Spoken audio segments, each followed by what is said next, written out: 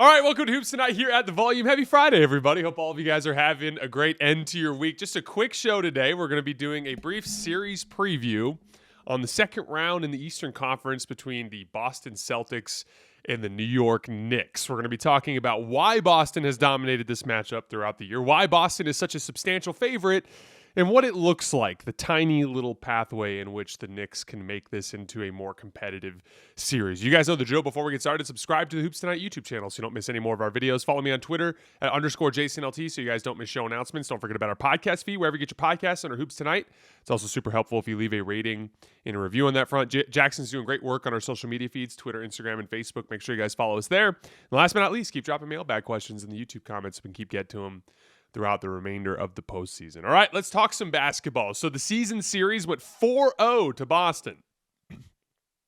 They logged a 130 offensive rating in the 4 games combined, a 113 defensive rating. So for those of you doing the math at home, that's plus 17 points per 100 possessions through 4 games. The Celtics are also grabbing 52% of available rebounds, so they're winning on the glass in those matchups as well. A couple of little bits of interesting lineup data. The Celtics starters, meaning Holiday and White, Tatum and Brown, with Porzingis, are plus 14 net in 31 minutes this season in this matchup. And with Horford instead of Porzingis, they're plus 42 net in 17 minutes with a 163 offensive rating with that group. I also kind of like the idea. We talked a little bit about this last night, and we're going to talk about it today, but there's a little bit more of a comfortable it's Jalen Brunson in particular in his ball screen attack is more comfortable going against Porzingis than he is going against Horford, which is a little bit of an interesting piece that I think is reflected in that data as well. The Knicks starters. So this is Karl-Anthony Towns with Jalen Brunson, with Josh Hart, Mikal Bridges, and OG Anunoby. In 65 minutes against the Celtics this year, minus 21 points per 100 possessions. The Knicks starters have gotten just cleanly beat in this matchup in the regular season. The closest thing to an encouraging result for the Knicks was their last matchup on April 8th, towards the end of the season, a game where the Knicks figured some stuff out. But ultimately, the Celtics were able to send that game to overtime with a Tatum step-back 3 over OG Anunoby at the top of the key, and a Kristaps Porzingis pick-and-pop 3, a pretty well-contested one that was about 28 feet away from the rim. So I don't want to call it, an easy shot, but an opening that exists in their baseline coverage with Karl-Anthony Towns on Porzingis, a pick-and-pop at the top of the key, ended up ending that game. So we'll talk about what was encouraging here in a minute, but the point is, there isn't much in the way of regular season info that would lead us to believe the Knicks have much of a chance here. And it reflects in the odds. Again, all of our odds are provided by DraftKings. DraftKings has the Celtics as a minus 800 favorite to win the series. You'd have to bet $800 to win 100 if the Celtics won the series. That's pretty substantial. For perspective, the Knicks were only about a minus 400 favorite to beat the Pistons before the series started, for example. So just like we usually do, we're going to talk about the Celtics on offense, and then we'll talk about the Knicks on offense before we get into our pick at the tail end of the show. So with the Celtics on offense, the Knicks in their last game against Boston went with these matchups. They wanted to match up strength a little bit more on Jaylen Brown, so they went with Josh Hart on Jaylen Brown, OG Anunoby on Jayson Tatum, Karl-Anthony Towns on Kristaps Porzingis, Jalen Brunson on Jrue Holiday, and Mikal Bridges on Derek White. In terms of their scheme, we talked a little bit about this idea of peel switching last night. The only real thing that you need to understand in order to get the idea of how peel switching works differently from a regular switch is it's more like a traditional coverage in the sense that you're temporarily putting 2 on the ball, but instead of, imagine a pick and pop with Porzingis slipping out of the action, instead of asking Karl Towns to bail on that ball screen action and close out to Porzingis, you're asking the guy on the ball to bail out and close out to Kristaps Porzingis. So a couple things. It applies token back pressure. So by keeping that 2 on the ball temporarily, you can speed up the ball handler and force him to make a decision quicker rather than processing you in a way that is more comfortable for him. And then 2, very simply put, your on-ball defender is probably going to be faster. So like if it's Mikal Bridges on Derek White, he's going to be able to close out to Porzingis faster. If it's OG Anunoby on Jayson Tatum, he's going to be able to close out to Porzingis faster or Horford faster. Whereas if you ask Cat to close that ground, it's just a lot for him to ask. And it also is a lot in terms of just energy expended throughout the series to have Brunson and Cat throwing these crazy closeouts throughout the series. And so that's the main thing that you'll see in the early part of this series is in pick and pop action in particular, the Knicks will ask the on-ball defender to basically rotate back, which essentially functions as a switch. And so if their closeouts are sharp there, it does expose them to the switch hunting that you could see. So for instance, now Derek White has Karl Towns on him. Jayson Tatum has Karl Towns on him, and those will be situations where they will look to attack. And then with, by the way, we're going to talk a little bit about the ways that Boston can look to specifically attack those peel switches here in a minute. But the other piece of it is when they look to attack Brunson, he's still looking for that classic hedge and recover that he's been using against basically everybody in the league. Essentially, Brunson, when his man comes and sets a screen, he's going to hedge out to stop the ball handler from turning the corner, preferably force him to take a retreat dribble or something away from the basket. Then he'll recover as the on-ball guy ducks underneath and meets him on the other side of the screen. You can force a switch there by just rescreening a few times, and the Celtics had some success there where they'll call for a ball screen, Brunson will hedge, the guy will come off, and they'll just rescreen until Brunson inevitably has to switch because the guy slips out of it pretty well and forces the Knicks to react in that way. The way that Boston will look to attack in those actions, specifically against the peel switches, what worked pretty well was one, creating more distance between the ball handler and the popper. What that means is if you'd imagine this guy's Tatum, this guy's Porzingis, instead of creating just a tiny bit of separation in the action, Porzingis needs to really cover ground on his slip, and Tatum needs to really drag out the action with that initial dribble. That creates a longer closeout. The longer the closeout is, the more likely it is that the Knicks will bail and actually rotate from the weak side. As soon as they rotate from the weak side, now the skip pass is wide open or the extra pass is wide open, and you're in rotation. And as we're going to talk about, rotation is going to be death for the Knicks against the Celtics in the series. The second thing I noticed on film that seemed to work against the peel switches, and we saw a good example of this in crunch time of their last game, was just having Porzingis roll. The NBA 82-game grind is done, and now the real fun begins. The NBA playoffs are here, and it's time for all the high-stakes drama, clutch moments, and jaw-dropping plays. I can't wait. If you're looking to make the playoffs even more exciting, DraftKings Sportsbook has you covered as an official sports betting partner of the NBA. From the play-in games all the way through to the finals, now's the time to back your favorite players and teams as they chase glory. All season long, DraftKings has been the go-to spot for NBA player props, and that does not stop now. Want to make your playoff experience even more intense? Try placing a bet on your favorite player's performance. Will they drop 30 points, 40, or more? It's your call. Ready to place your first bet? Download the DraftKings Sportsbook app now. Lock in your bets. Let's make this playoff run unforgettable. Here's something special for first-timers. New DraftKings customers bet $5 to get $200 in bonus bets instantly. Make it a playoff run to remember with DraftKings. Download the DraftKings Sportsbook app and use code HOOPS. That's HOOPS. That's code HOOPS for new customers to get $200 in bonus bets when you bet just $5.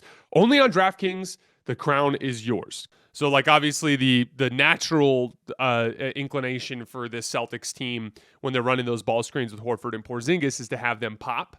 And they primarily will use the dunker spot as a spacing mechanism, using a guard or something like that when they're attacking matchups. And they'll have the bigs primarily operate picking and popping or spacing the floor behind the three-point line, right? Well, if you have Porzingis roll, now you can imagine how the peel switch is impossible, right? So, let's say OG Anunoby's guarding Tatum, and Cat is guarding Porzingis. And Cat gets involved in the screen as Porzingis sets the screen, and instead of popping, Porzingis rolls to the rim. Now, as that guy is chasing over the top, the on-ball guy, OG Anunoby, chasing over the top, there's no way for him to recover in time to a rolling big. Whereas with a pick and pop big, he might be able to throw a really hard closeout and chase him off the line, right? So they ended up getting a really good look out of that in crunch time of their last game, just hitting Porzingis in the pocket as they came off of that action. The other ways that I wanted to look at in terms of ways that Boston will attack in the half court. One, straight post steps of Brunson with Jrue Holiday. They went to this early in the last game. Again, Brunson's got to hide somewhere in a traditional one-on-one matchup, and they're hiding him on Jrue Holiday. The specific reason there being Derek White is a better movement shooter. So one of the easiest ways to attack a hedge and recover is to have the guard setting the screen, get out of the action quickly, pitch it back to him while his defender is hedging. There's an opportunity for a three, but it's usually sprinting into a three while having to get your feet set on the move. And Derek White's just better at that than Jrue Holiday. So by putting Brunson on Jrue Holiday, you're a little less exposed to him slipping out of screens and taking threes. But the Celtics still look to attack that by having Jrue Holiday drive those closeouts. And there are lots of examples of the Celtics getting good stuff out of Jrue driving past Jalen Brunson, but they will also just dribble the ball up the floor and give the ball to Jrue and be like, okay, go to work. And he'll just attack Jalen Brunson on an island and they'll get stuff out of that.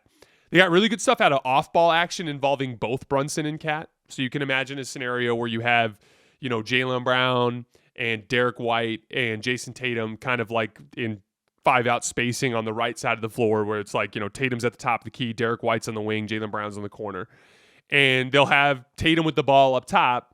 And they'll just literally have Karl-Anthony Towns. They'll have Porzingis come off of a screen where Jrue Holiday will screen down on Karl-Anthony Towns, and Karl Towns will chase Porzingis over the top, and Brunson will have to help, and they'll just put two on the ball against Porzingis, and they'll just pitch it over to Jrue Holiday, and he's wide open, and he'll drive. Essentially looking to attack the Knicks' two worst defenders in action. They got a wide open three for Derek White out of an action like that in their last matchup. Jaylen Brown also seems to like the Josh Hart matchup for whatever reason. I think he just likes the size and strength advantage that he has there, even though Josh Hart's a pretty big and strong dude.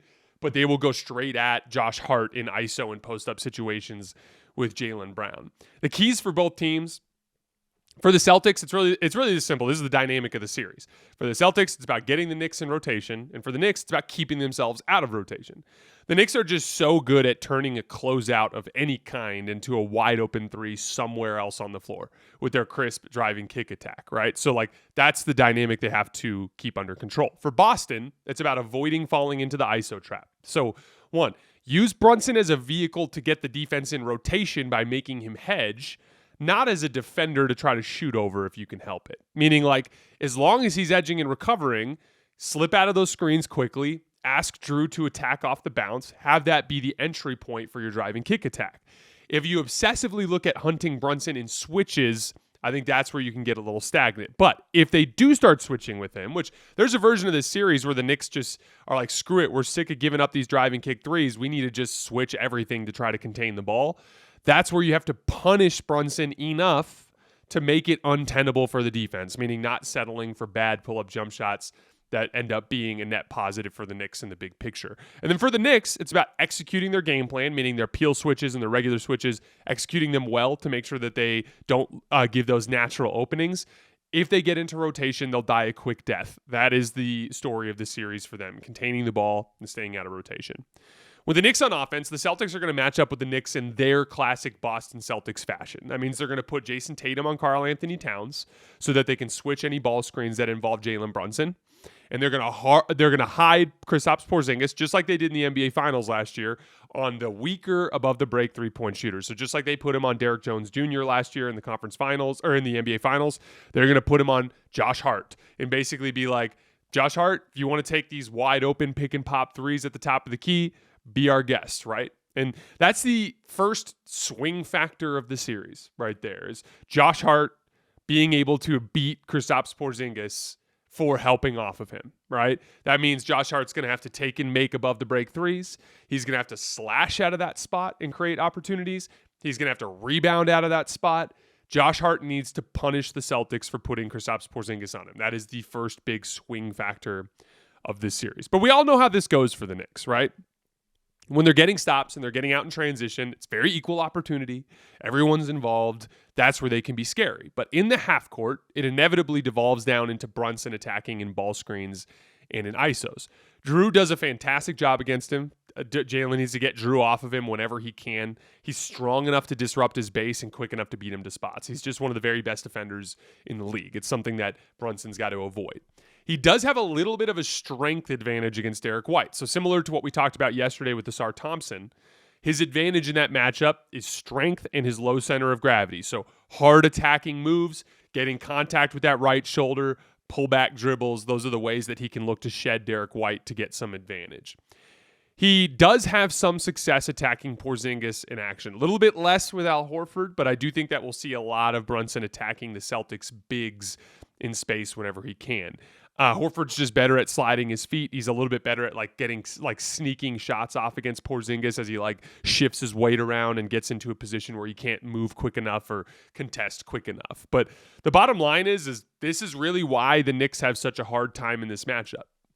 The defensive answers that the Knicks have for the Celtics are kind of flimsy, right? They actually require the Knicks to concede these gaps. A peel switch still leaves 2 on the ball temporarily. There are opportunities for the Celtics to look to attack there. Or just regular switches involve switching mediocre to bad defenders onto high-level dribble drive guys. And so their answers are just flimsy. The Celtics have just so many quality answers for the Knicks, for what the Knicks like to do on offense. And that's why I'm picking the Celtics in 5 games. It's just a nightmare matchup. And it should honestly be the springboard into a summer for the Knicks where they end up making some substantial roster turnover, likely centering around a Karl-Anthony Towns trade. But that's a conversation for a couple of weeks from now. So what is the case for the Knicks to win? To me, it's defense to transition. They have to perfectly execute their defensive scheme. They need superhuman efforts relative to their defensive talent from Karl-Anthony Towns, from Jalen Brunson, containing the ball in switches, flying around in their hedge and recover situations, rotating when they end up in drive and kick situations. They need the Celtics to fall into the trap of poor decision-making, which I think is wishful thinking, but that's something that I think they'll need if they're going to win the series. And then I think the Knicks need to play at an insane pace all series where they can take advantage of their aggregate talent in the open court. That's when they're so hard to deal with offensively. So when they're running up the floor and it's Mikal Bridges doing what he's doing last night and hitting those gaps, and OG Anunoby getting clean corner threes, and Karl-Anthony Towns getting trailer threes. That's where they get their higher quality shots against this elite Boston Celtics defense. So again, lots of advantages for Boston. Picking Boston to win. Very thin pathway to victory for the Knicks. We will be covering this series throughout every single time live on YouTube after the final game of the night. That's all I have for today, guys, or for this morning, I should say.